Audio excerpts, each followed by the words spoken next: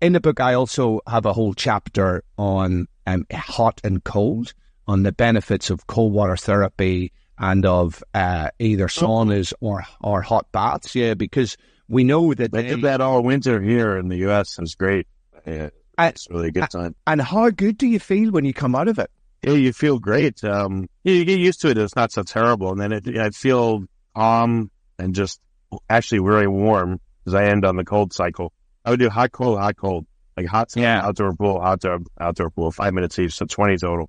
But yeah, I just feel great, relaxed, and just awesome afterwards. And what we know, Richard, is when you do that, either cold or heat, or the combination of cold and heat, which I love to do as well, we get significant changes in our gene expression. And the reason that that's good for you is the same reason that exercise is good for you, in that it's a hormetic stressor. So hormesis is defined as sublethal exposure to stress or toxins, which at high levels can kill you, but at low levels or moderate levels induce stress resistance. So this is nature's way of making us more resilient. When we go through deliberate stress of exercise, hot and cold, we get an upregulation in these magical stress response proteins, and they switch on about 300 protective genes. You get, if you do regular hot and cold, you get more mitochondria in your muscles. So the batteries are the energy houses of the cell. You get improved metabolic health. You also get improved mood as well. Your antioxidant defense system improves. Your gut microbiome even improves from regular hot and cold exposure. And so, and a lot of, also I think the benefits are psychological. The benefits of doing tough things, doing hard things, because it's hard getting in the cold and it's hard sitting in the sauna for 20 minutes or whatever it may be. But that getting comfortable with being uncomfortable is really important, because it trains us psychologically for the difficult things that are inevitable in life. Well, so, all right, I tried to do, I guess, little bites. I'm not trying to take away what your protocols are, but I'll just give an example. Maybe you think it's good or bad.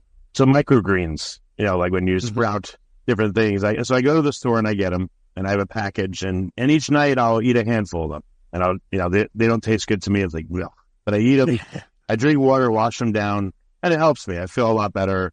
You go to the bathroom easier. It works a lot better. So it's like one of those like minor discomfort type things that I could do to help myself. There's nothing major. I'm not like, biking for 2 hours a day and like dying and working really hard. What is your thought for most folks? Should they go for many small behavioral changes, or like, how do they attack this? Do they go for like a big changeover, cold turkey, do these 5 things now to help yourself, or what's your thought? My recommendation, basically, it's looking at doing a bit of an audit and looking at different areas of your life, right? So one is exercise.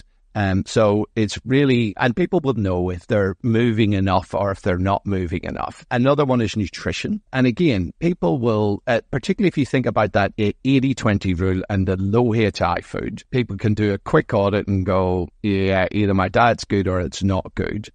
The other stuff is around your sleep hygiene and then the temperature exposures. So for me, the big ones, the 2 really big ones, are exercise and nutrition. And exercise for me has to be the priority, because not only does it have widespread effects throughout your body, but it also attenuates or minimizes all of the major hallmarks of aging. So there's been a couple of seminal research papers that go through, initially it was 9 and now there's 11 different ways that human beings age, such as damage to your DNA, shortened telomeres, your protein systems going awry, gut inflammation, all of these things. And exercise benefits every single one of those.